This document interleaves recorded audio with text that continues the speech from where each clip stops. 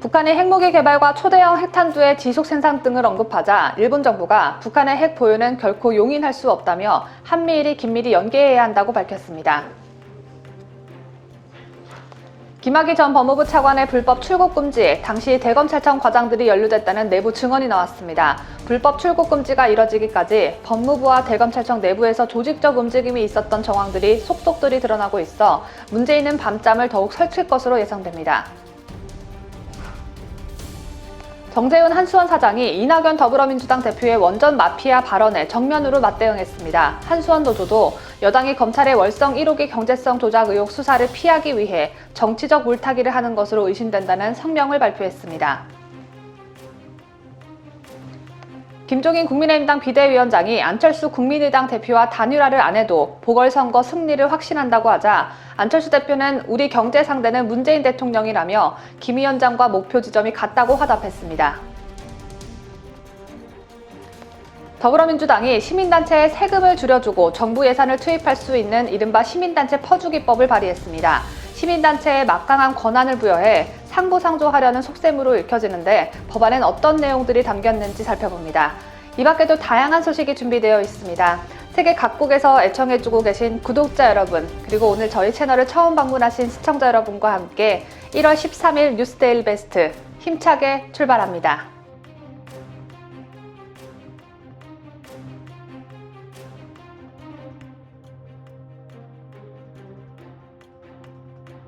시청자 여러분 안녕하십니까? 뉴스데일리 베스트 민앵커입니다.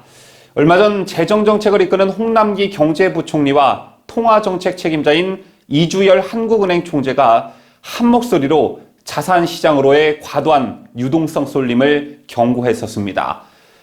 홍 부총리는 코로나19 위기 속에서 실물과 금융 간 괴리에 대한 우려가 커지고 있다고 했고, 이 총재도 부채 문제와 자산시장으로 자금 쏠림 등 해결할 현안이 산적해 있다, 이렇게 말했습니다.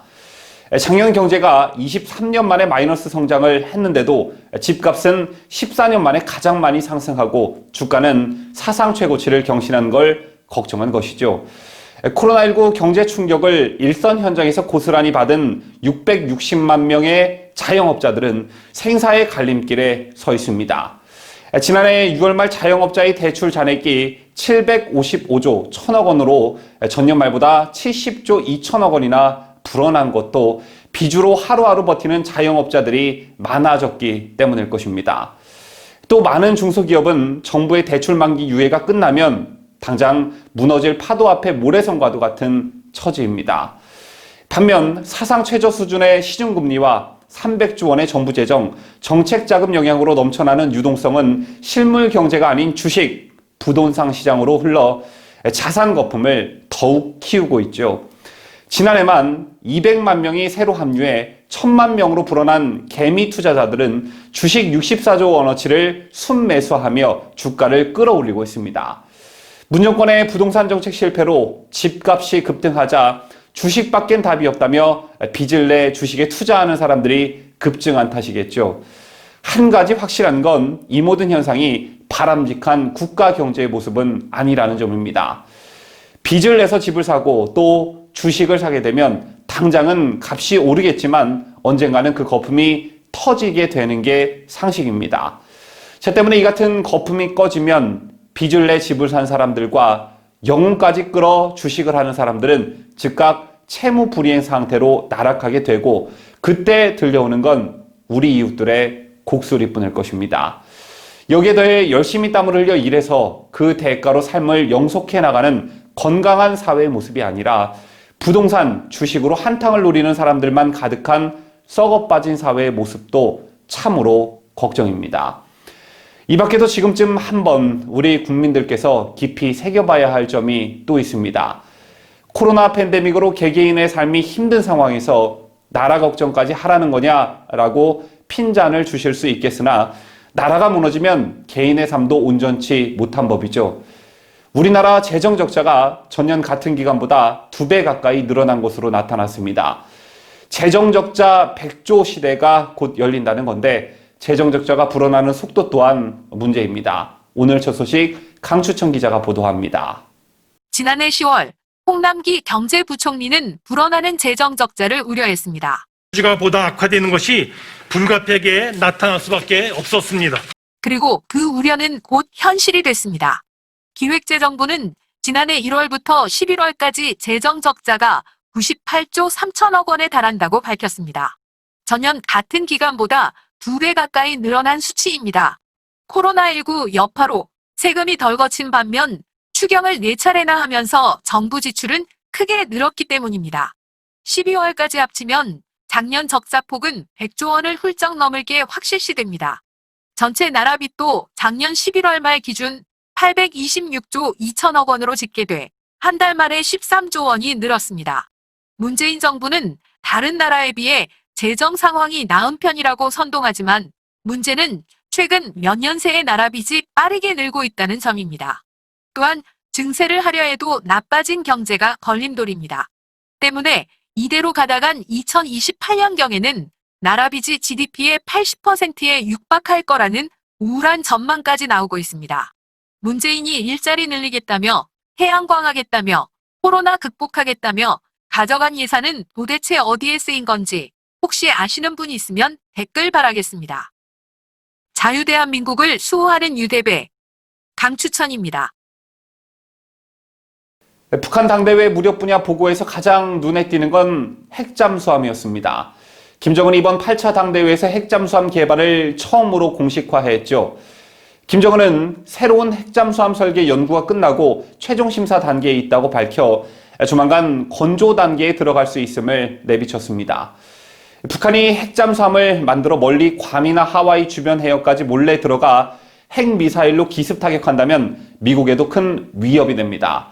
또 한반도 해역을 벗어나는 것이 위험하다고 판단이 되면 장기간 한반도 해역 바다 밑에 숨어 있다가 기습적으로 핵미사일을 발사하는 게 가능해지게 되는데요.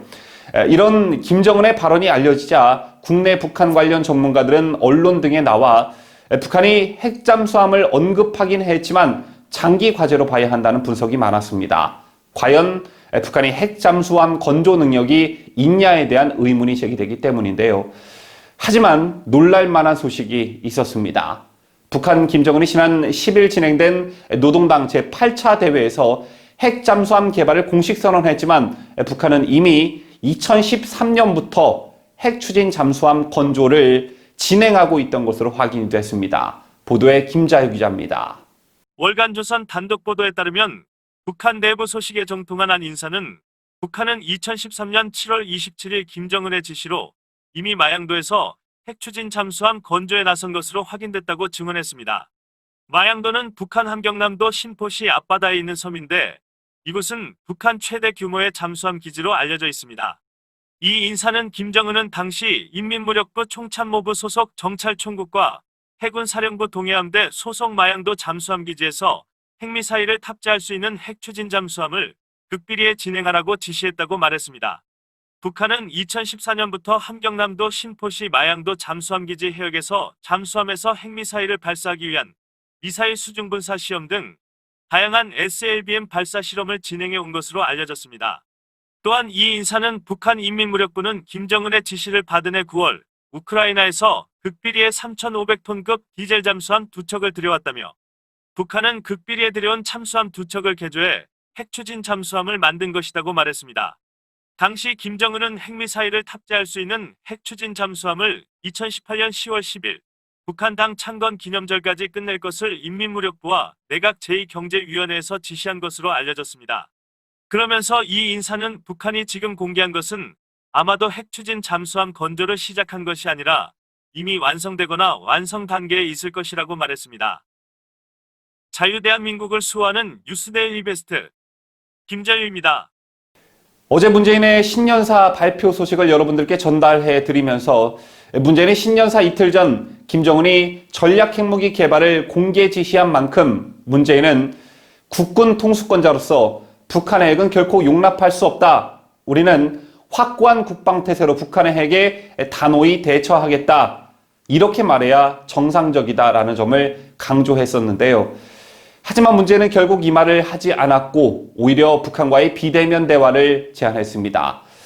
때문에 2년 전 홍준표 자유한국당 대표는 문재인을 향해 국군 뒤통수치는 국군 뒤통수권자라고 힐난한 적이 있었죠. 우리 국민이 듣고 싶은 말, 북한의 핵 보유는 결코 용인할 수 없다. 니네가 핵 보유하면 가만 놔두지 않겠다라는 이 상식적인 말이 문재인의 입이 아닌 일본에서 나왔습니다. 일본 정부는 북한이 노동당 8차 대회에서 전술 핵무기 개발과 초대형 핵탄두의 지속 생산 등을 언급한 것에 대해 북한의 핵 보유는 결코 용인할 수 없다고 밝혔습니다. 일본 정부 대변인인 가토 가스노부 관방장관은 이날 오후 정례 기자회견에서 관련 질문에 이같이 밝히고 앞으로 한미일 3국이 긴밀히 연계하고 중국, 러시아를 비롯한 국제사회와도 협력하면서 관련한 유엔 안보리 결의의 완전한 이행을 추진, 북한 비핵화 실현을 목표로 해간다는 입장은 변함이 없다고 말했습니다. 가토 관방장관은 이날 오전 정례 기자회견에선 8차 노동당 대회에서 총비서로 추대된 김정은의 호칭이 변경될지를 묻자 일본 정부로서는 김정은 씨에 대해 국무위원장이라는 호칭을 사용해 왔다며 이런 입장은 변하지 않을 것이라고 말했습니다. 다음 소식입니다. 김학의 전 법무부 차관을 출국 금지하는 과정에서 관련 서류가 허위로 작성됐다는 야당 의혹 제기가 있은 후에 추가 의혹이 빗발치며 논란이 확산되고 있습니다. 공익제보자가 당시 상황을 기록한 106쪽짜리 신고서 주요 내용이 공개가 되면서 시작된 이번 논란의 핵심은 김학의 전 법무부 차관을 2019년 3월 인천공항에서 긴급 출국 금지시키기 위해 법무부와 검찰이 불법 위법을 서슴지 않았다는 사실인데요.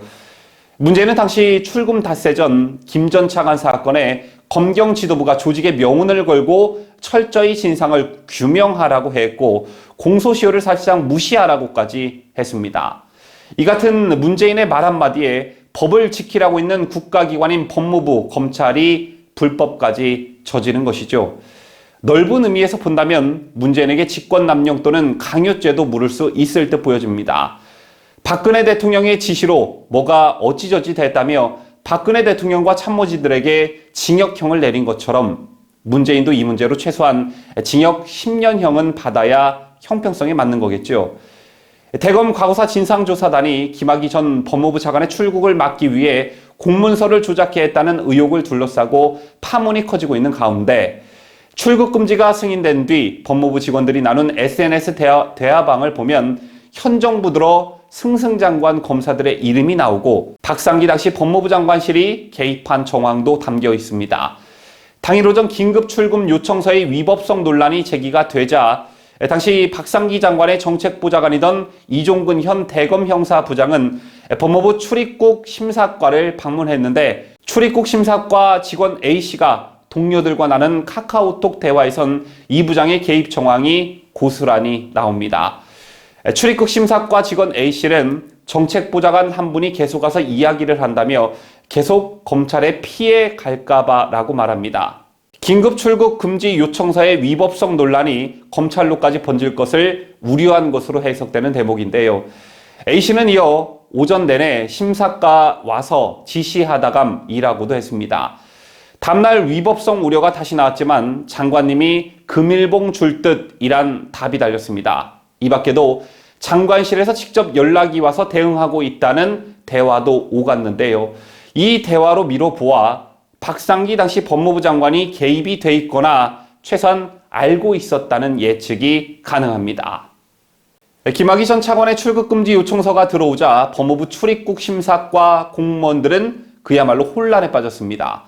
출금 요청서에 적힌 사건 번호가 잘못된 데다가 관인도 없다며 당혹감을 나타내고 있었는데요. 특히 위법성 논란이고 뭐고 놓쳤으면 간담이 서늘하다며 진짜 나갔으면 다 뒤집었을 뻔했다고 말한 대목에선 이들 공무원들이 상부로부터 얼마나 큰 압박을 느꼈는지 알 수 있는 대목입니다. 또 본인들도 불법과 위법이 있다는 걸 감지했는지 대화방을 자제해라, 삭제 바란다 라는 말로 관련 내용이 외부로 유출될 걸 우려하기도 했습니다. 재론 가운데 김학의 전 법무부 차관에 대한 긴급 출국 금지에 복수의 당시 대검찰청 과장들이 연루됐다는 검찰 내부 증언이 나왔습니다. 당시 과거사 진상조사단의 불법 출국 금지가 이뤄지기까지 법무부 대검찰청 내부에서 조직적 움직임이 있었던 정황들이 속속 드러나고 있는 것인데요. 특히 이런 지시를 받은 대검 연구관들은 위법성을 인지하고 불법 출금을 거부했던 것으로 드러났습니다. 이 소식은 강추천 기자가 보도합니다. 김학의 전 차관이 태국 방콕행 출국을 위해 인천공항에 나타난 2019년 3월 22일 늦은 밤, 당시 대검 기획조정부 산하 A 과장은 휘하의 기조부 연구관에 전화해 김 전 차관의 출국 금지 요청을 해주라는 취지로 지시했다고 합니다. 지시를 받은 연구관은 이런 출금은 위법하다. 출금은 수사부서에서 규정에 맞게 해야 한다고 거부한 것으로 전해졌습니다. 긴급 출금은 검경 등 수사권이 있는 수사기관만 할 수 있고 출금 요청은 기관장 권한이지 검사 개인의 권한이 아니라는 점을 근거로 A 과장의 요청을 거부했다고 합니다. 검찰 관계자는 김 전 차관의 수사라는 목적 자체가 아무리 정당하다고 하더라도 절차가 위법해서는 안 된다는 차원의 거부였던 것으로 알고 있다고 말했습니다.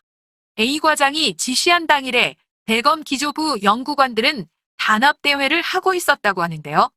지시를 받은 연구관뿐만 아니라 동석하고 있던 연구관들도 지시 내용을 전달받고는 말도 안 된다, 위법하다고 우려했다고 합니다.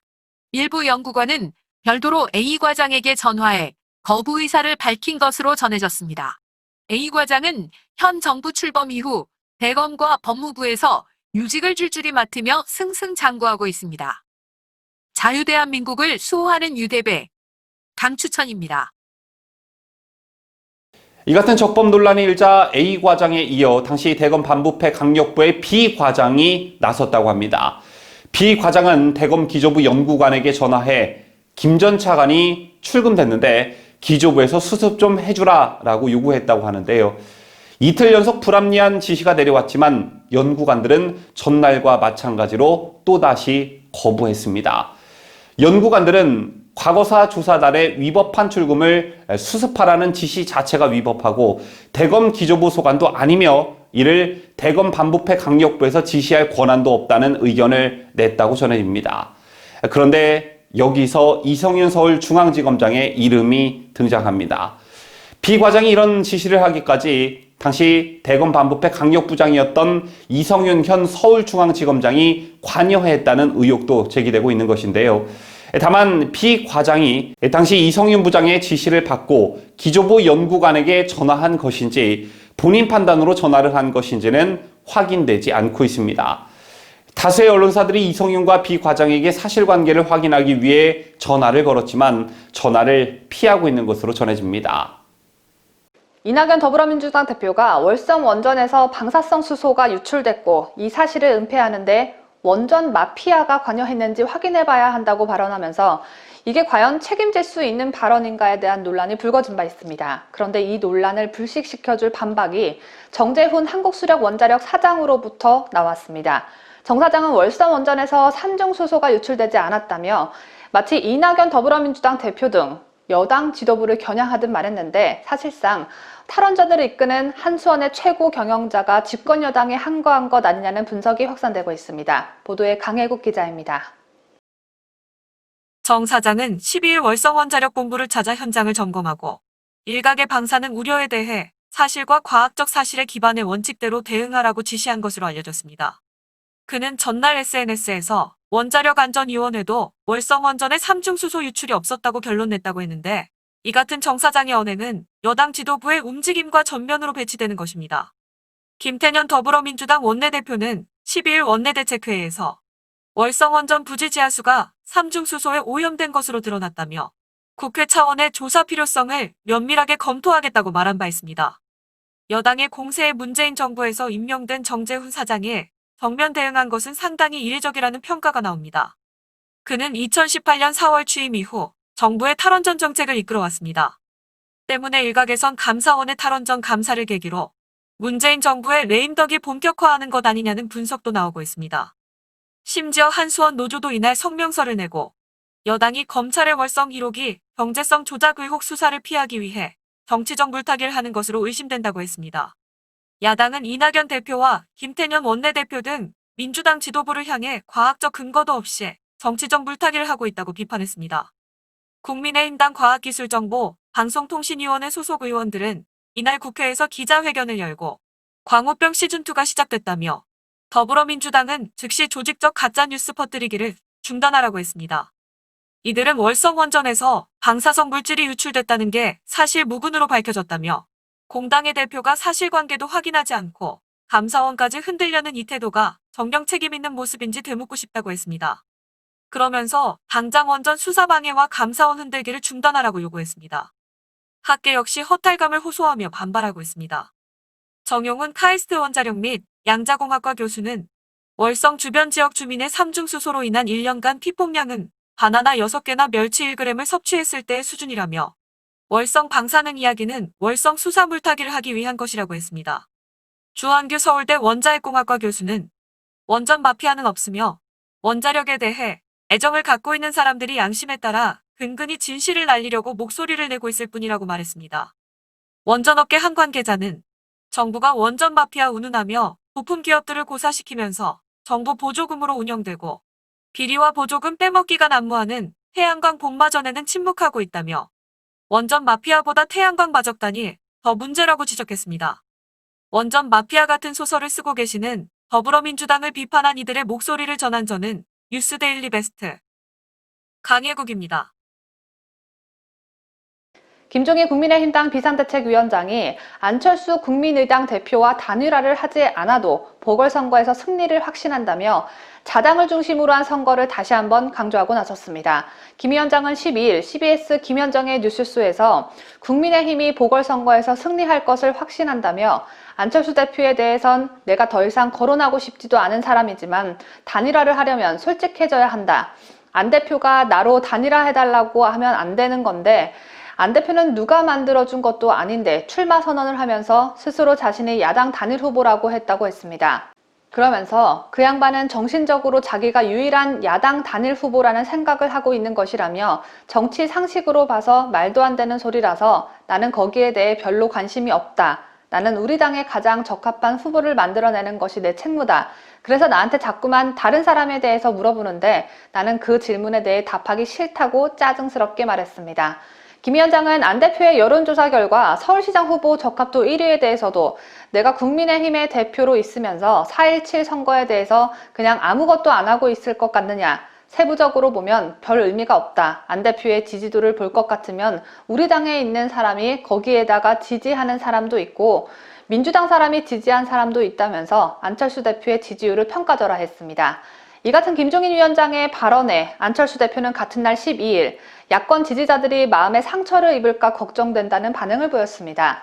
안 대표는 제 간절함과 야권 지지자들의 절실함이 만나면 결국 야권 단일 후보가 선거에서 승리할 수 있다고 본다며 김종인 비대위원장과 제 목표 지점이 같다고 본다고 밝혔습니다.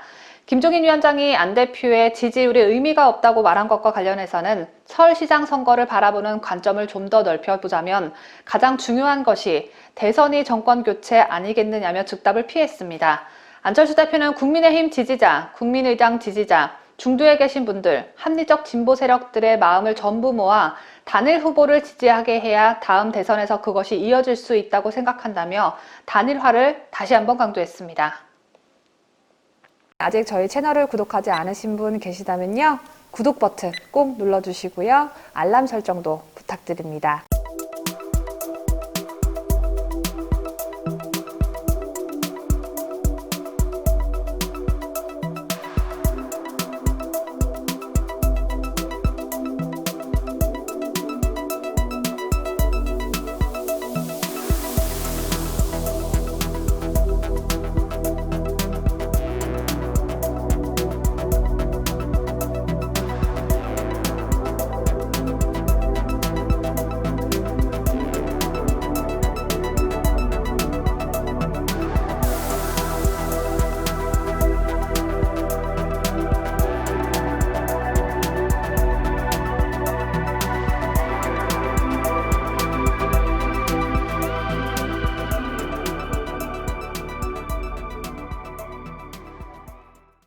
국민의힘 나경원 전 의원이 오늘 서울시장 보궐선거 출마를 공식 선언합니다. 나경원 전 의원은 국회의원을 4번이나 했지만 서울시장 선거 출마 경험도 있죠. 나전 의원은 오세훈 시장이 2011년 실시된 무상급식 주민투표가 무산된 것에 따른 책임을 지고 시장직을 사퇴함에 따라 치러진 서울특별시장 보궐선거에 한나라당 후보로 출마했으나 개표 결과 박원순 후보가 53.4%, 나경원 후보가 46.2%의 득표율을 나타내 낙선했습니다. 그리고 이번이 약 10년 만에 서울시장 재도전인데요. 선거 캠프도 이미 여의도에 마련한 것으로 전해집니다. 나전 의원은 이날 점심에는 2011년 나전 의원의 서울시장 보궐선거 출마 당시 당대표를 지냈던 홍 의원과 서울 마포구의 한 식당에서 1시간가량 오찬을 함께 했습니다. 나전 의원은 기자들과 만나 홍 의원은 출마 결심을 한 것에 대해 잘했다며 열심히 해서 당선되라는 덕담을 했다고 말했습니다. 또 나전 의원은 자신과 안철수 국민의당 대표, 오세훈 전 서울시장 등 2011년 보선 관련 3인방의 결자 해지를 요구하는 목소리가 나온다는 질문에는 안 대표는 박원순 전 시장을 만들어주신 분이고 다른 한 분, 오 전 시장은 자리를 내놓은 분이라며 저는 당시 당의 권유에 의해 굉장히 어려울 때 출마를 한 사람인데 결자 해지로 묶는 것에 동의하기 어렵다고 답했습니다.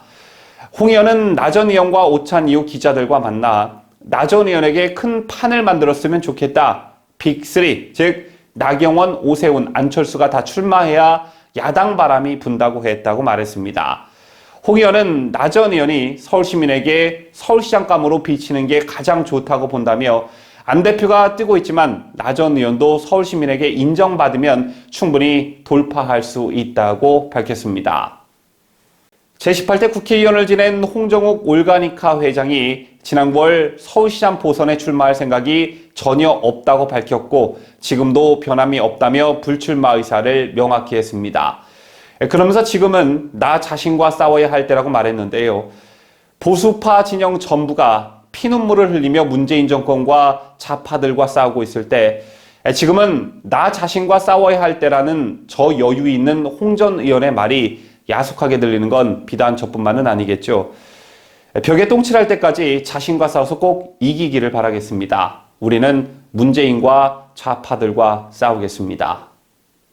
문재인의 복심으로 알려진 양정철 전 민주연구원장 미국행을 앞두고 어서 주워들은 건 있어가지고 대의민주주의의 위기에 대해 성찰을 하겠다라고 말한 것으로 전해졌습니다. 대의민주주의에 대한 진짜 위기는 촛불 집회로 인한 대통령 탄핵 때였고 최근 민주당이 180석의 의석으로 각종 법안들을 밀어붙이는 게 진짜 대의민주주의에 대한 위기가 아닐까 생각하는데요. 양정철이 갑자기 대의민주주의 위기라는 말을 꺼내든 이유는 최근 미국 대선과 관련이 있었다고 합니다. 양정철은 최근 여권 인사들과 만난 자리에서 이번에 미국 등의 상황을 보면 민주주의가 가지고 있는 오랜 전통들이 얼마나 취약한지 한 번에 민낯이 드러났다며 오래전부터 대의제 민주주의의 위기에 대해 고민을 많이 했는데 그런 것을 두루 공부하면서 이런저런 성찰을 할 것이다. 그래야 우리가 또 다음 시대를 준비하지 않겠냐라고 말했다고 한 여권 관계자가 언론과 통화에서 전했습니다. 양 전 원장은 미국의 싱크탱크인 전략국제문제연구소 개건선임연구원으로 합류하기 위해 내주 미국으로 떠날 예정이라고 하는데요. 중국 공산당 당규와 업무 협약을 주도한 양정철을 미국의 싱크탱크로 불리는 CSIS에서 연구원으로 받아준다니 그저 놀라울 따름입니다. 양 전 원장은 미국행을 앞두고 김태년 더불어민주당 원내대표와 최재성 청와대 정무수석 등 여권 인사들과 환송을 겸해 만남을 갖고 있는 것으로 전해집니다. 홍준표, 이재호, 김문수, 장기표 등의 우파 인사들이 참여하고 있는 비상시국연대가 청와대 분수대 앞에서 기자회견을 열고 문재인에게 이명박 박근혜 전 대통령의 석방을 요구했습니다. 그러면서 이들은 문 대통령이 1월 말까지 수용하지 않을 경우 국민저항권에 입각해 정권퇴진 운동에 나서겠다고 밝혔는데요. 이 자리에 함께한 홍준표 의원은 정권의 폭정을 적극 지지하고 앞장서는 야당이 보이지 않는다며 불가피하게 시민단체와 거리로 나설 수밖에 없다고 말했습니다. 비상시국연대가 문재인에게 이명박 박근혜 대통령의 석방과 함께 문재인 정권의 폭정 종식을 요구하고 나섰습니다. 이를 적극적으로 저지하고 앞장서는 야당이 없습니다. 야당이 보이지 않습니다. 그래서 불가피하게 시민단체하고 우리 자유민주주의를 수호하려는 분들이 거리로 나설 수밖에 없었다. 그 말씀을 드립니다. 비상시국연대 공동대표단은 12일 오후 청와대 앞 분수대 광장에서 기자회견을 열고 문재인 정권 4년 동안 대한민국의 국가적 위상이 추락하고 산업 기반은 붕괴됐다고 질타했습니다. 그러면서 국민 저항권을 발동해서라도 문재인 정권의 폭정을 종식시키지 못한다면 대한민국은 영원히 회복 불가능한 나락으로 떨어지고 말 것이라고 목소리를 높였습니다. 이들은 문재인 정권은 거짓말 정권으로 그간 온갖 거짓말로 국민을 농락하고 분열시켰으며 국가 공동체를 파괴하고 민주주의를 말살했다고 외쳤습니다. 그러면서 국민의 자유를 억압하는 위헌적 법률을 양산하는 동시에 사법독재를 완성하기 위해 검찰총장까지 쫓아내려 온갖 불법을 자행했다고도 지적했습니다. 이들은 또 소득주도 성장이라는 망상에 사로잡혀 경제에 치명타를 가했다며 그간 현 정부가 추진한 여러 경제정책을 향한 비판을 이어갔습니다. 비상시국연대는 지난 정부에서 넘겨받은 막대한 국고를 탕진하고 세금을 내 기업을 끝없이 괴롭힌 것은 국가 경제를 망가뜨리기 위한 목적이 아니고서는 도저히 있을 수 없는 일이라며 문재인 정권을 향해 9가지의 요구사항을 조속히 실행하라고 촉구했습니다. 9가지 요구사항은 청와대 내각 즉시 교체, 코로나 방역대책 수립 및 백신 조기 확보, 임대차 보호 3법 즉시 폐지 및 세제 개편을 통한 과도한 세금 경감, 소득주도 성장 정책 포기, 공정경제 3법 폐기, 야당과 협상을 통한 국회 원구성 정상화, 9.19 남북군사 합의, 대북전단 금지법 즉각 포기, 고위공직자 범죄수사처 설치 즉각 중단 및 4년째 공석인 특별감찰관 즉시 임명, 울산시장 선거 개입, 옵티머스 라임 사건 등 권력형 비리를 대상으로 한 특검 실시 및 검찰 수사 독립성 보장, 탈원정 정책 즉각 폐기, 전직 대통령 즉시 석방 등입니다. 이들은 문재인 정권의 폭정을 족식하기 위해 전국 17개 대도시를 돌며 대대적인 투쟁에 들어가겠다는 계획을 알리면서 이런 요구를 문재인 대통령이 수용하지 않는다면 국민저항권에 입각해 정권 퇴진운동에 나서겠다고 밝혔습니다. 5.18 비난 금지, 대북전단 금지, 일본어 잔재가 남아있는 법률 용어 바꾸기 등 별의별 법안을 다 창출해내는 더불어민주당이 이번에는 시민단체 퍼주기법을 발의했습니다. 법안에는 시민단체가 주도해 국가정책 수립 집행 과정에 참여하고 그 대가로 재정지원과 세금을 감면받는 충격적인 내용이 담겼습니다. 이를 두고 야당에서는 시민단체 자체가 공정성과 운영 행태에서 신뢰받지 못하는 상황인데 특혜를 부여하는 법안이 가당키가 하느냐는 비판이 나왔습니다. 보도에 강추천 기자입니다.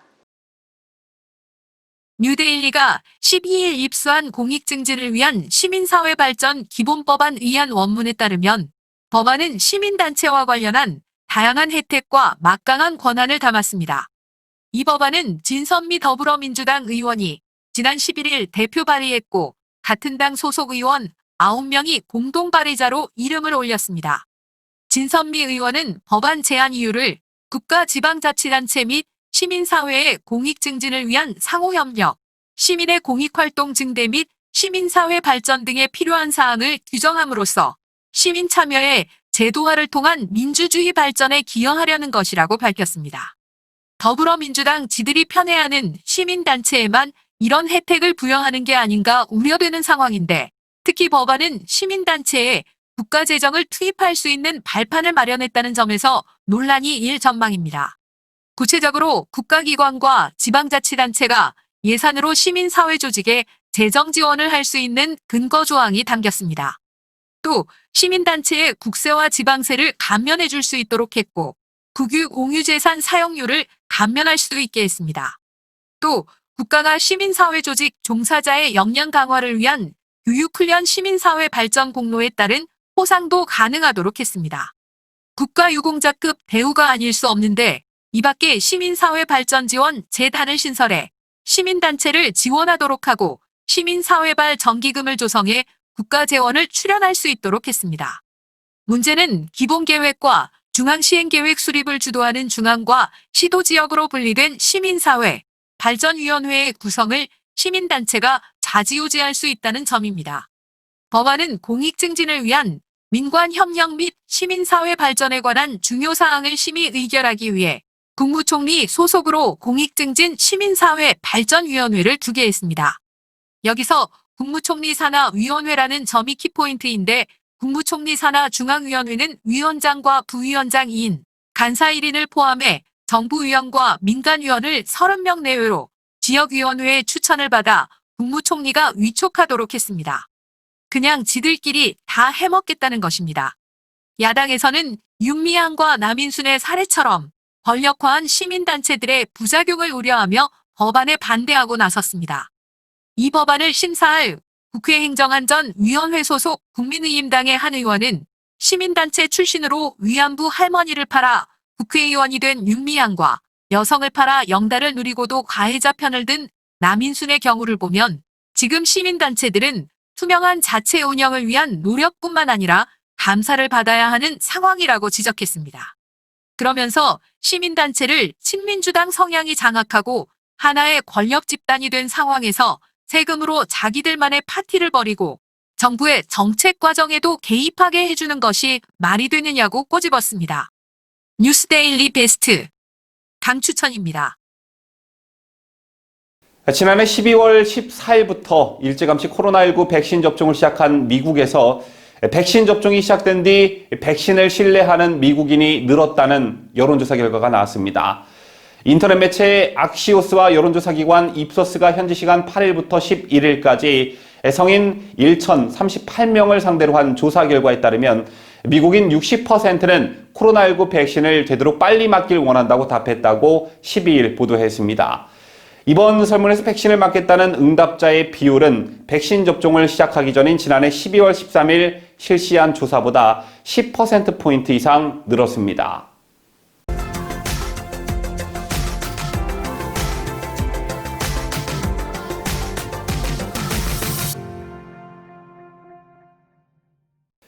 이상으로 저희가 준비한 뉴스를 모두 마치도록 하겠습니다. 새해가 시작된 지 벌써 2주째가 되어갑니다.